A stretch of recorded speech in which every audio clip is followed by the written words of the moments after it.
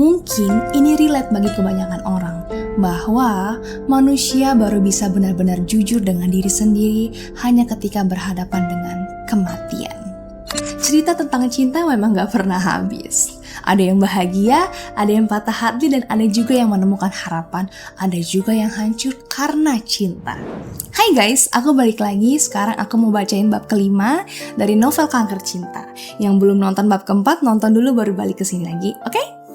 Jam 6 di pagi itu, cahaya matahari menyelinap masuk lewat celah tirai, menebarkan warna keemasan tipis-tipis di langit-langit kamar. Aisyah membuka mata, memandang kosong ke atas, seolah-olah lupa kenapa dia tiba-tiba terbangun. Beberapa detik kemudian, wajah serius Om Ben terlintas di benaknya, bersama dengan kata-kata dingin di laporan medical check-up kemarin. Mengingatkannya bahwa semuanya itu terjadi bukanlah mimpi.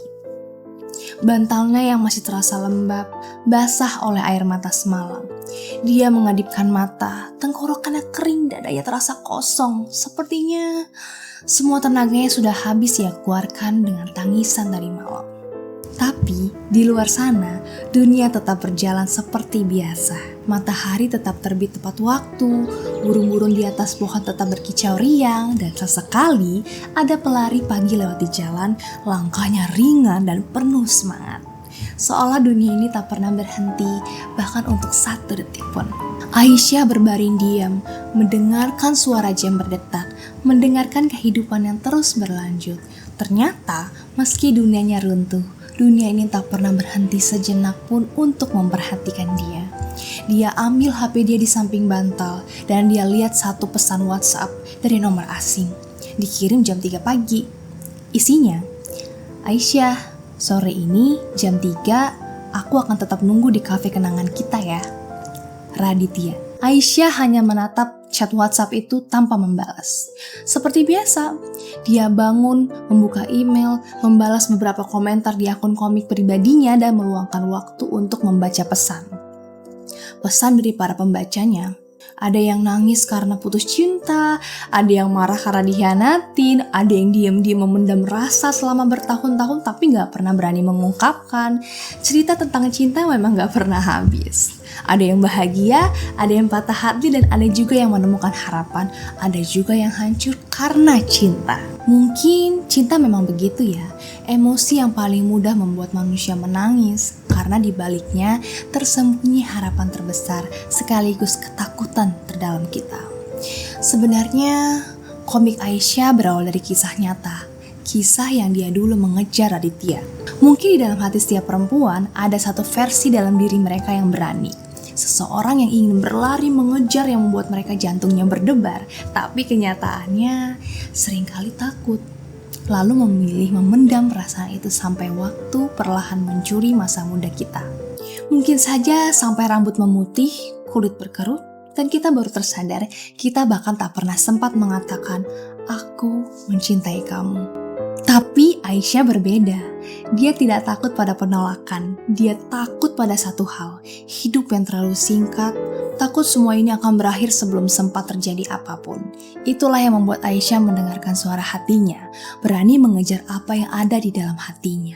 Lebih tepatnya, Aisyah berani menghadapi kenyataan. Ironisnya, justru keberaniannya itu berubah menjadi kisah yang dibaca dan disukai banyak orang di seluruh Indonesia.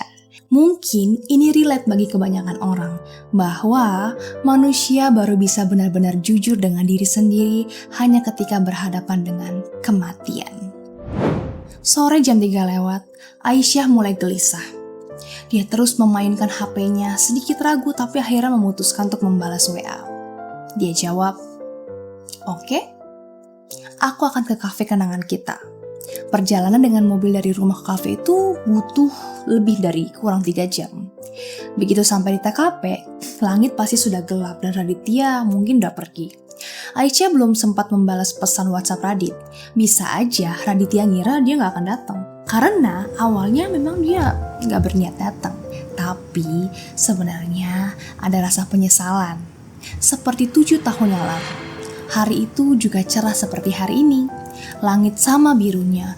7 tahun lalu Aisyah dan Rahmi baru saja kembali ke asrama saat Niken, teman sekamarnya, datang sambil senyum-senyum misterius sambil berkata, dengar-dengar Raditya dari Fakultas Hukum udah punya pacar ya? Namanya Aisyah, katanya. Niken memiringkan kepalanya, menatap Aisyah dengan penuh rasa ingin tahu. Aisyah, itu yang dimaksud lo kan? Raditya akhirnya jadian sama lo ya? Aisyah kaget, tanpa banyak berpikir jantungnya seperti kayak mau meledak. Dia lari sekencang-kencangnya ke perpus mencari Raditya. Dia berdiri terengah-engah di depan mejanya, buru-buru berkata, "Itu soal rumor gue jadi pacar lo, itu bukan gue yang nyebarin. Lo percaya kan sama gue?" Raditya mengangkat pandangannya dari buku, menatap Aisyah dengan sorotan mata yang kalem tapi terasa dingin. "Oh ya? Terus gimana cara lo buktiinnya?" Tatapan Radit membuat Aisyah melongo. Otaknya kosong. Aisyah langsung nanya, "Buktiin gimana? Emang beneran bukan gue kok penyebarnya?" Raditya langsung jawab, "Oke, besok sore jam 3 ketemu di kafe sebelah kampus ya." Aisyah cuma bisa bengong. Dia belum sadar betul maksud dari ajakan itu. Tapi pada malam itu, waktu pulang ke rumah buat ngerayain ulang tahun adiknya, baru aja sampai depan pintu, tiba-tiba kepalanya langsung sakit banget. Dunia tuh kayak langsung kerasa berputar dan dia langsung pingsan di depan rumahnya sendiri. Dan pas jam 3 sore keesokan harinya, ketika Raditya mungkin sedang menunggu, Aisyah justru berbaring tak berdaya di meja operasi. Dia bertarung dengan maut. Setelah flashback 7 tahun yang lalu, dan ketika sekarang akhirnya Aisyah melangkah masuk ke kafe kenangan mereka, langit sudah mulai gelap. Lampu-lampu hangat menerangi interior kayu, aroma kopi semerbak di udara, musik pelan mengisi ruangan. Langkah Aisyah ragu-ragu, tapi dia tetap berjalan perlahan. Sampai saat matanya menangkap sosok familiar itu, seorang cowok berbadan tinggi, tegap, dan hatinya seperti berhenti berdetak. Waktu seolah berputar kembali ke masa sewaktu dia berumur 18 tahun, ke momen pertama kali dia melihat Raditya. Yang saat itu, sinar matahari menembus sela-sela dedaunan, jatuh membentuk pola di wajah remaja itu. Raditya yang sedang menunduk dan membaca buku, bulu matanya membuat bayangan tipis di pipinya. Ekspresinya fokus dan tenang. Angin sepoi-sepoi menggerakkan halaman buku. Dan saat itu Aisyah tahu dia telah jatuh cinta. Hari itu seorang gadis diam-diam jatuh cinta pada seorang pemuda di kampus sekolahnya.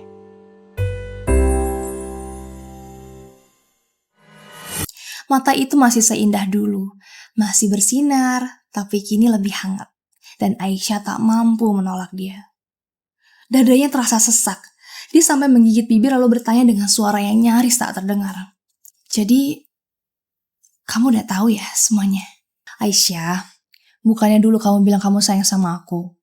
Kamu bilang dulu mau antri kan? Sekarang kan kita udah lulus. Jadi pacar aku ya."